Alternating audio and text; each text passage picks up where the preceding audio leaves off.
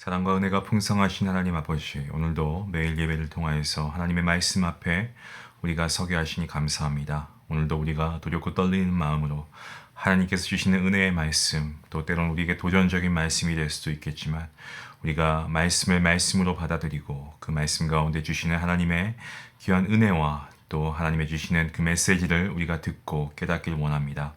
하나님, 오늘도 우리가 하루를 살아가는데 힘이 필요합니다. 우리는 연약하고 부족하여서 늘 넘어지고 쓰러지기 일쑤입니다만, 이럴 때 우리가 할 수 있는 것은 오직 주님을 바라보고 하나님의 말씀으로 돌아가는 것인 줄 믿습니다.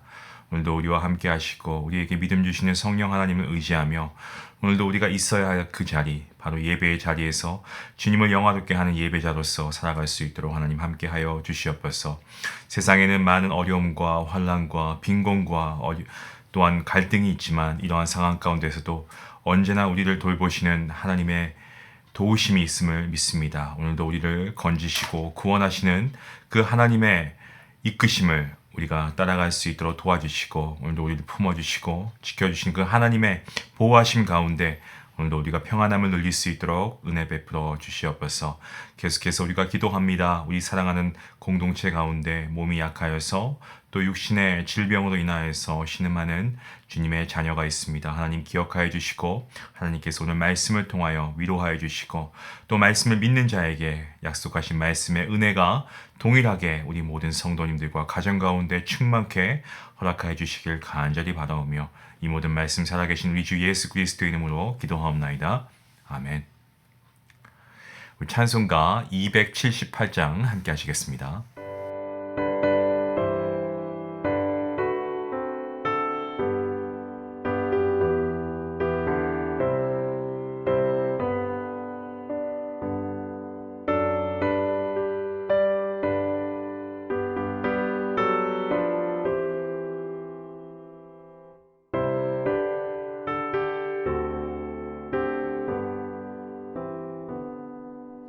여러 해 동안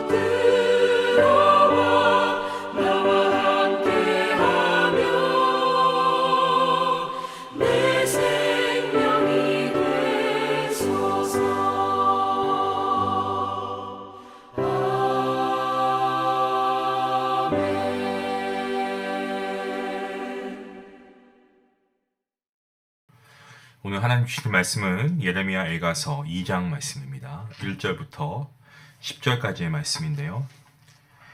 우리 함께 말씀을 읽도록 하겠습니다. 영상을 보시는 우리 성도님도 함께 말씀을 읽어주시길 바랍니다. 1절 말씀부터 함께 봅니다. 슬프다 주께서 어찌 그리 진노하사 딸 시온을 구름으로 덮으셨는가. 이스라엘의 아름다움은 하늘에서 땅에 던지셨으며 그의 진노의 나라에 그의 발판을 기억하지 아니하셨도다. 주께서 야곱의 모든 거처들을 삼키시고 긍휼히 여기지 아니하셨으며 노아사 딸 유다의 견고한 성체들을 허물어 땅에 엎으시고 나라와 그 지도자들을 욕되게 하셨도다. 맹렬한 진노로 이스라엘의 모든 뿔을 자르셨으며 원수 앞에서 그의 오른손을 뒤로 거두어 들이시고 맹렬한 불이 사방으로 불사름같이 야곱을 불사르셨도다. 원수같이 그의 활을 당기고 대적처럼 그의 오른손을 들고 서서 눈에 드는 아름다운 모든 사람을 죽이셨으며 딸 시온의 장막에 그의 노를 불처럼 쏟으셨도다. 주께서 원수같이 되어 이스라엘을 삼키셨으며 그 모든 궁궐들을 삼키셨고 견고한 성들을 무너뜨리사 딸 유다의 근심과 애통을 더하셨도다. 주께서 그의 초막을 동산처럼 헐어버리시며 그의 절기를 폐하셨도다. 여호와께서 시온에서 절기와 안식일을 잊어버리게 하시며 그가 진노하사 왕과 제사장을 멸시하셨도다. 여호와께서 또 자기 제단을 버리시며 자기 성소를 미워하시며 궁전의 성벽들을 원수의 손에 넘기셨음에 그들이 여호와의 전에서 떠들기를 절기의 날과 같이 하였도다. 여호와께서 딸 시온의 성벽을 헐기로 결심하시고 줄을 띠고 무너뜨리는 일에서 손을 거두지 아니하사 성벽과 성곽으로 통곡하게 하셨음에 그들이 함께 쇠하였도다. 성문이 땅에 묻히며 빗장이 부서져 파괴되고 왕과 지도자들이 율법 없는 이방인들 가운데 있으며 그 성의 선지자들은 여호와의 묵시를 받지 못하는도다. 딸 시온의 장로들이 땅에 앉아 잠잠하고 티끌을 머리에 덮어쓰고 굵은 배를 허리에 둘렀으며 예루살렘 처녀들은 머리를 땅에 숙였도다. 아멘. 본문 2장은 주제가 있습니다. 여기 말씀 성경책을 펴시면 소 제목이 나와 있는데요. 예루살렘에 대한 여호와의 진노입니다. 왜 하나님께서는 진노하실 수밖에 없는가? 이게 주제입니다. 우리는 하나님의 진노를 받아들이지 못합니다. 하나님은 사랑의 하나님이라는 그 사실에 우리가 많이 더 익숙하죠. 사랑의 하나님이시니까 용서해 주시고 그리고 눈 감아 주시고 끝까지 사랑해 주신다. 맞는 말씀입니다만 저희는 여기에만 많이 익숙해 있는 것 같습니다. 진노하시는 하나님, 심판하시는 하나님, 혹은 죄를 끝까지 묵과하지 않으시는 하나님. 이런 하나님의 모습은 사실 성도들에게도 좀 낯선 모습일 수 있다라는 생각을 해보았습니다. 특히나 지금의 우리가 살아가는 이 시대에는 이런 말씀들이 더 우리가 접하기 어려운 것도 사실입니다. 특히나 이민교회에 있으면서 목사님들께서 늘 고민하시는 것 중에 하나가 이 설교가 성도님들의 위로가 되었으면 좋겠는데 라는 고민들을 많이 하시더라고요. 그렇지만 성경은 죄에 대해서도 분명하게 우리가 그 죄에 대한 어떠한 대가들을 우리가 알아야 하는지에 대해서도 분명히 우리가 깨닫고 있어야 한다는 거죠. 하나님은 거룩하시고 죄에 대해서는 분명히 물으시기 때문에 그렇습니다. 오늘 말씀은요, 하나님께서 얼마나 진노하셨는지 유다의 모든 도시들이 정말 그야말로 쑥대밭이 되었습니다. 본문 1절과 3절 말씀이죠. 여기 말씀을 보시면 하나님께서는 딸 시온을 진노의 구름으로 덮어버리시고 모든 성들을 허물어 버리시고 그리고 아주 맹렬한 진노로 뿔을 자르신다라고 말씀하고 있습니다. 여기서 이 뿔이라고 하는 것은 이스라엘의 지도자들을 가리키는 말씀인데 하나님께서는 맹렬한 불로 사방에서 다 태워버리십니다. 그야말로 어마어마한 그러한 진노가 아닐 수가 없습니다. 여기서 우리는 이스라엘 백성들이 하나님 앞에 얼마나 큰 죄를 지었기에 하나님께서 이렇게 노하시는가 우리가 한번 말씀을 통해 고민해 봐야 합니다. 여러분 어떻습니까? 우리가 자녀를 키워보면은 부모로서 이 자녀가 행한 일에 대해서 다 혼내지 않죠. 그거 어떻게 다 혼내겠습니까?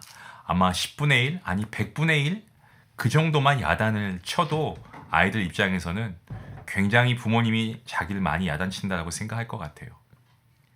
하나님께서 쏟으신 진노도 마찬가지입니다. 정말 하나님은 많이 참으셨고 이스라엘의 죄악은 그야말로 어마무시했습니다.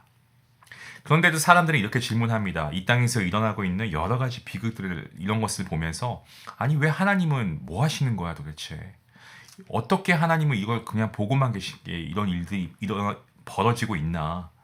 어떻게 죄 없는 정말 순수한 아이들이 총기 사고로 죽고 이러한 일들이 일어날 수가 있느냐? 이렇게 묻는 분들이 계시는 것 같습니다. 하지만 사실 그런 질문을 하는 분들은 그분들 스스로가 아니 우리 모두를 포함해서 자기 자신에게 한번 이런 질문을 해봐야 하지 않을까 생각합니다. 지금 나는 어떻게 무사히 별탈 없이 지낼 수 있는가? 이런 질문이죠. 정말 우리가 이 땅에 사는 사람들이 저지른 일을 생각하면 지구상에 남아있을 수 있는 사람 아무도 없을 것 같습니다. 우리가 살아있는 것 자체가 우리가 뭐 믿음 생활하면서 다른 거 기적을 봐야 하는 게 아니고 우리가 오늘도 살아가는 게 이게 기적 아니겠습니까? 하나님께서 노아의 홍수로 딱 한 번 심판하신 거, 전 이거 기적이라고 생각하고요. 유황불이 소돔과 고모라 두 도시에만 내린 게 이거 하나님 은혜 아닐까요? 모두 심판받아서 마땅한 것이 우리 인간이고 우리가 살고 있는 이 땅 아니겠습니까? 모두 우리의 죄악을 인함이죠. 성경 말씀을 보면은 가늠한 여인이 나옵니다. 우리가 잘 아는 내용입니다. 이 가늠한 여인이 현장에서 붙들립니다. 정말 빼도 박도 못하는 상황이죠. 그런 상황 가운데 예수님 앞에 나왔습니다. 사람들이 그 여인을 돌로 쳐 죽이려고 합니다. 이에 예수님께서 뭐라 말씀하십니까? 너희 중에 죄가 없는 자가 있으면 돌로 치라고 말씀하시죠. 그 말씀에 성난 군중들 모두가 다 떠나갔습니다. 성도 여러분, 우리가 이러한 인간이기에 이게 우리의 실상이기에 우린 누구나가 다 죄인이고 누가 누구를 정죄하다니요. 그럴 자격이 없습니다. 본문 4절부터 7절까지의 말씀이죠. 여기 말씀을 보시면 이렇게 심판이 쏟아지는 걸 보면서 예레미야는 더 놀라운 사실을 목격하고 있음을 보게 되는데요. 하나님께서 절기를 폐하시고 그리고 제사장들을 멸하시고 안식일을 잊어버리게 하십니다. 또한 제단을 버리시고 성소를 미워하신다라고도 기록이 되어 있습니다. 역시나 그럴 만한 이유가 있겠죠. 그 이유가 무엇입니까? 말씀대로 살지 않았기 때문입니다. 그리고 그것으로 끝나는 게 아니고 빨리 돌이켜 하나님께 나아가야 되는데 회개하지 않은 거죠.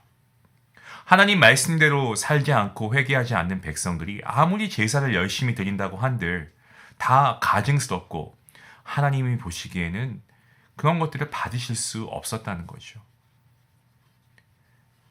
본문 8절과 9절 말씀을 보시면 하나님께서는 시온을 무너뜨리기로 결심하십니다. 그리고 더 이상 이 선지자는 여호와의 묵시를 받지 못한다라고 했습니다. 말씀이 끊어진 겁니다. 말씀이 들리지 않았고요. 말씀이 끊어지니까 어떻습니까? 백성들은 더욱 방자해지는 거죠. 그 결과는 하나님의 더욱 맹렬한 진노를 일으키게 합니다. 오늘 본문의 마지막 절 말씀이죠. 10절 말씀입니다만 10절 말씀을 보시면 티끌을 머리에 덮어쓰고 굵은 배를 허리에 둘렀다라고 말씀합니다. 이것은 장로들이 회개하고 있는 모습입니다. 드디어 회개가 시작됐고요. 여기서부터 참된 소망이 시작하고 있음을 보게 됩니다. 사랑하는 성도 여러분, 우리가 깨어있는 성도가 되어야 하지 않을까요? 우리가 정말 깨어있는 성도가 되기 위해서는 이 시대를 보면서 우리가 할 수 있는 게 무엇이 있을까요? 다른 거 다 없습니다. 오늘 말씀에서 우리가 알게 되는 것은 단 한 가지입니다. 바로 회개입니다. 유다는 이렇게 장로들이 회개하는 그러한 역사가 일어났는데 나라가 멸망하는 그러한 너무나 위기 앞에, 비극 앞에 지도자가 먼저 회개했습니다. 그리고 이후에 대각성이 일어납니다. 유다는 지금 심판받고 있지만 지금이라도 회개하였기에 소망이 있는 겁니다. 그래서 결국 포로로 잡혀간 가운데 놀라운 일이 일어나게 됩니다. 하나님의 이 말씀이 모아지게 되죠. 그리고 구약 성경이 집대성됩니다. 포로에서 돌아온 자들이 다시 예루살렘에 돌아와서 성전을 재건하게 되고 신앙 회복에 부흥이 일어나게 되는 것입니다. 그렇게 슬픔의 애가를 부르면서 유다 백성들은 영적으로 새롭게 다시금 일어서려고 태동하기 시작합니다. 성도 여러분은 하나님의 심판을 깨닫게 된 유다 백성들은 하나님 앞에서 아마 할 말을 잃었을 것입니다. 하나님의 말씀도 따르지 않고 하나님의 명령을 어기고 그들 멋대로 자기 마음대로 살면서 살아왔던 그들의 모습 속에서 하나님이 아닌 다른 신을 주인으로 삼고 그 우상들을 섬겨왔던 그들로서는 정말 입이 10개라도 할 말이 없는 그러한 마음이 아니었을까요? 결국에 어떻습니까? 그들은 하나님 앞에 용서를 구하게 됩니다. 하나님께 매를 맞고 돌아갑니다. 회개의 자리로 나아가게 됩니다. 하지만 성도 여러분, 비단 이 이스라엘 사람들만 하나님의 명령에 불순종할까요?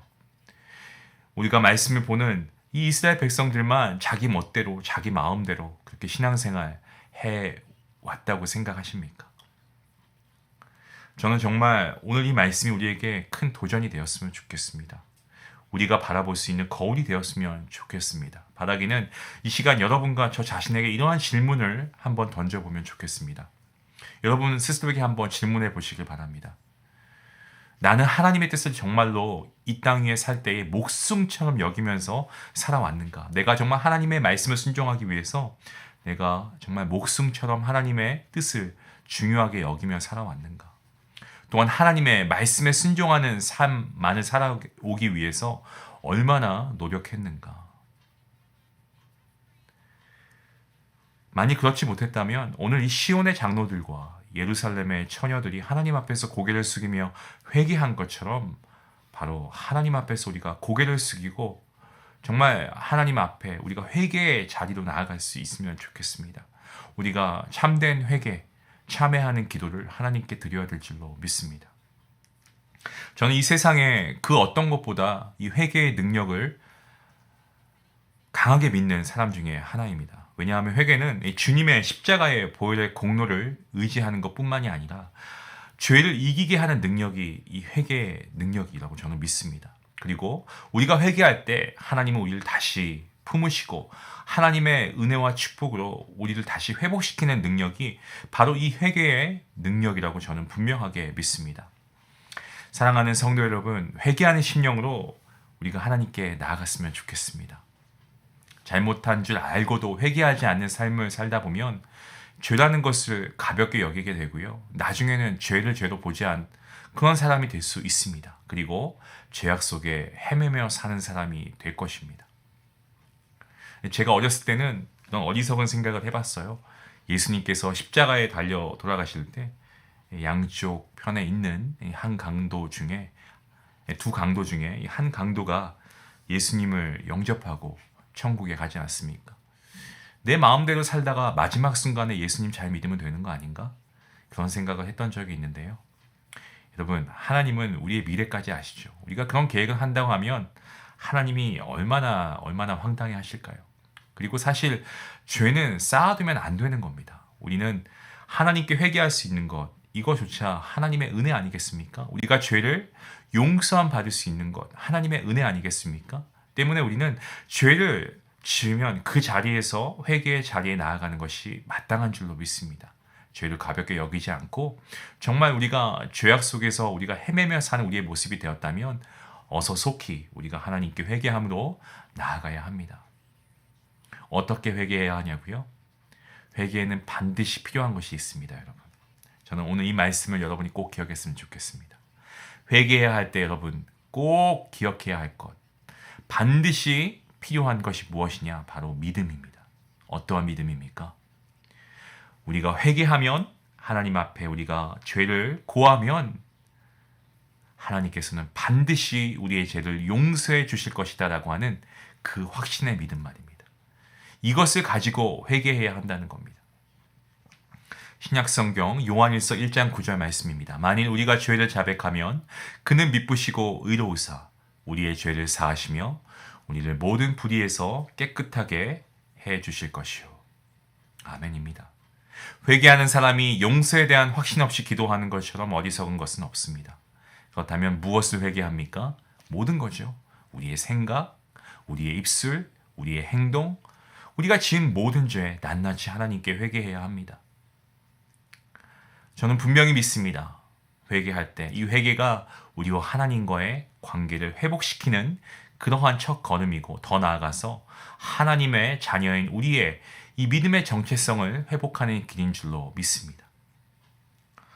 죄에 대해서는 분명히 공의로 심판하시는 하나님이시지만 우리를 사랑하시는 하나님이시기도 합니다. 우리가 죄를 회개하고 하나님께 나아가면 하나님께 돌아오는 모든 자들 우리 하나님 아버지께서 용서해 주실 줄로 믿습니다. 회개의 시작은 주님을 바라보면서부터 시작됩니다. 왜냐하면 우리가 주님을 바라볼 때 주님께서는 우리의 죄악이 얼마나 추하고 더러운지를 깨닫게 해주시고, 우리가 죄악을 이길 수 있는 힘과 능력을 주시는 분도 우리 주님이시기 때문에 그렇습니다. 그렇기 때문에 우리 사랑하는 성도 여러분, 간절히 기도합니다. 여기 오늘 말씀을 들으시는 우리 모든 성도님들 한 분 한 분 가운데 정말 늘 주님을 바라볼 수 있는 귀한 믿음이 있기를 간절히 바랍니다. 그리고 우리의 모든 죄와 우리의 모든 허물의 문제를 하나님께 내어놓으시고 정말 거룩한 능력과 회개의 삶을 살아가심으로 오늘도 우리가 우리의 죄를 용서해 주시는 그 긍휼하심이 풍성하신 하나님, 사랑의 하나님께 나아갈 때에 우리의 죄가 사함받고 우리가 정말 평안함과 자유함을 가지고 더 하나님께 예배자의 모습으로 하나님께 영광 돌릴 수 있는 그러한 우리 성도가 될 수 있기를 원합니다. 오늘 이러한 저와 여러분이 될 수 있기를, 주님만 간절히 바라보는 저와 여러분 모두가 될 수 있기를 주님의 이름으로 간절히 축원합니다. 기도하시겠습니다. 하나님 감사합니다. 오늘 말씀을 통하여서 유다 백성들을 향한 하나님의 그 뜨거운 진노하심을 보게 됩니다. 참 두렵습니다. 말씀을 읽으면서 한 절 한 절 말씀이 마치 이것이 나에게 하나님께서 하실 진노의 모습은 아닐까 두렵기 짝이 없습니다. 하지만 그렇다면 우리가 반드시 깨닫게 되는 것은 우리가 죄를 쌓아놓지 않고 죄의 삭은 사망이라고 성경에서 말씀하고 있듯이 우리가 죄를 지을 때마다 그 죄가 기억나게 하시고 우리의 죄가 생각이 나면 그 즉시 우리가 하나님께 회개하며 나아갈 수 있는 귀한 주님의 자녀가 될 수 있도록 인도하여 주시옵소서. 우리의 죄에 대해서 분명히 물어보시는 하나님이시고 우리의 죄에 대한 대가를 우리가 받아야 하겠지만, 하지만 그럼에도 불구하고 우리가 너무나 감사한 것은 하나님의 은혜로 말미암아 하나님의 자비하심과 긍휼하심으로 말미암아 우리가 우리의 죄를 자백하면 하나님께서 용서해 주시고 하나님께서 우리를 다시금 받아주신다고 하는 이 놀라운 사실입니다.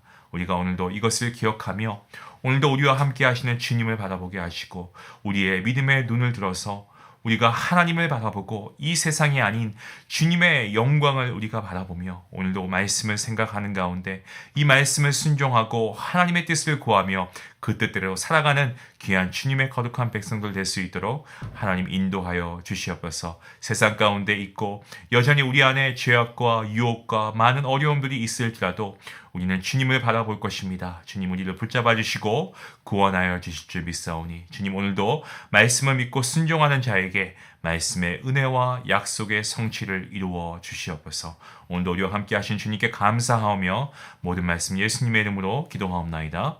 아멘. 오늘 말씀을 생각하시면서 함께 기도해 주시길 부탁드립니다. 여러분 기도해 주셔서 오늘 임시노예가 잘 마쳤습니다. 여러분의 기도의 능력이 있는 줄 믿습니다. 함께 기도해 주시고 내일은 또 우리가 오늘은 또 우리가 수요 말씀 예배가 있죠. 네, 우리가 함께 같이 감사함으로 우리가 하나님 자리에 나와서 말씀을 듣고 하나님께 나아가는 시간이 될 수 있기 원합니다. 같이 기도해 주시고 오늘도 기도의 능력으로 살아가는 여러분 되시길 바랍니다. 같이 기도하시겠습니다.